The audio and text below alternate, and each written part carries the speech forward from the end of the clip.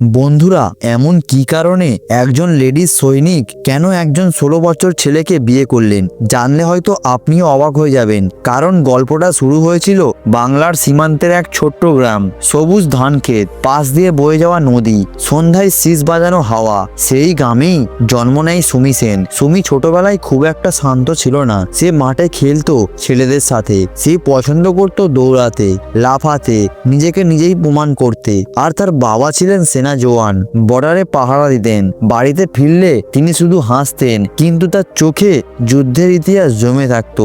বাবা প্রায় সময় সুমিকে বলতেন, দেশ মানে শুধু মানচিত্র নয় সুমি, দেশ মানে হলো ঘরের মাটির গন্ধ, দেশ মানে মা। এই কথাগুলো সুমির হৃদয়ে পাথরের মতো গেঁথে যায়। কিন্তু হঠাৎ একদিন যুদ্ধের সময় তার বাবা মারা যান। কেউ বলে দুর্ঘটনা, কেউ বলে অপারেশন, কিন্তু সুমি বলেছিল যে দেশের জন্য প্রাণ দেয় তার মৃত্যু কোনোদিনও অপমৃত্যু হয় না। বাবার মৃত্যুর কয়েকদিন পর সুমি হাসতে হাসতে বলেছিল তার মাকে, মা আমিও সেনাবাহিনীতে যাব।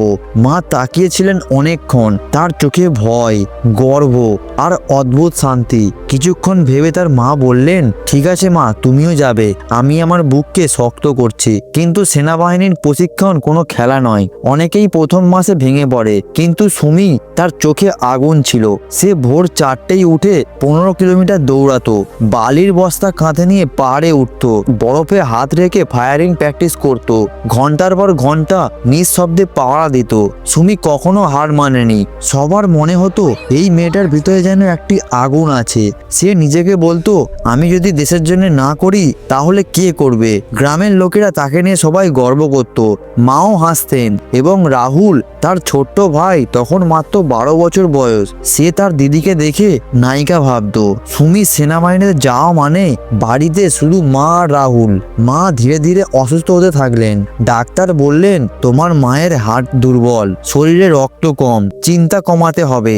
কিন্তু চিন্তা কি কমে?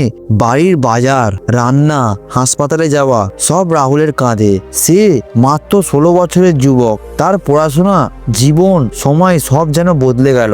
মা বলতেন, রাহুল তোর দিদির দায়িত্ব বড়, কিন্তু তুই আমার শেষ শান্তি। রাহুল হেসে মাথা নিচু করত। সে শুধু একটাই কথা ভাবতো, আমি কাউকে হারাতে চাই না। সীমান্তের পাহাড়ি এলাকায় একটি অপারেশন চলছিল। সুমি সেই টিমে ছিল। রাত্রে বৃষ্টি, কুয়াশা, শত্রু কোথায় লুকিয়ে আছে কেউ জানতো না। ঠিক সেই রাতেই সুমির ইউনিটের সাথে যোগাযোগ বিচ্ছিন্ন হয়ে যায়। খবর যায় গ্রামে অপারেশনের বড় আক্রমণ। অনেক সৈনিক নিখোঁজ হয়ে যায়। গ্রামও থমকে যায়। রাহুল দৌড়ে যায় বাড়ির বারান্দায়। মা কাঁপা কণ্ঠে বললেন, মা আমার সুমি, কোথায় গেলে তুমি? সেই রাতেই রাহুল প্রথমবার আকাশের দিকে তাকিয়ে কেঁদেছিল। 3 দিন পর এই এলাকায় একটি অ্যাম্বুলেন্স আসে। দরজা খুলে সুমি নামে, হাতে ব্যান্ডেজ, শরীর ব্যথায় ভরা, চোখে ঘুম নেই, মুখে ধুলো। মা তাকে দেখে চিৎকার করে জড়িয়ে ধরে কাঁদতে থাকেন। রাহুল শুধু বলেছিল, আমি তো ভেবেছিলাম তুমি আর ফিরবে না। সুমি বুঝেছিল তার পরিবার শক্ত নেই আর। মা দিন দিন দুর্বল হচ্ছেন, ওষুধ বেশি, টাকার অভাব বেশি, আর তার চাকরির চাপ, সব মিলিয়ে জীবন থমকে গেছে। এক রাতে মা বললেন খুব শান্ত কণ্ঠে, সুমি তোর বিয়ে তো আর হবে না, তুই সবসময় দেশের জন্য বাঁচবি আমি জানি, কিন্তু রাহুল ওকে কে দেখবে বল? সুমি চুপ ছিল। সে শুধু মায়ের হাত ধরেছিল।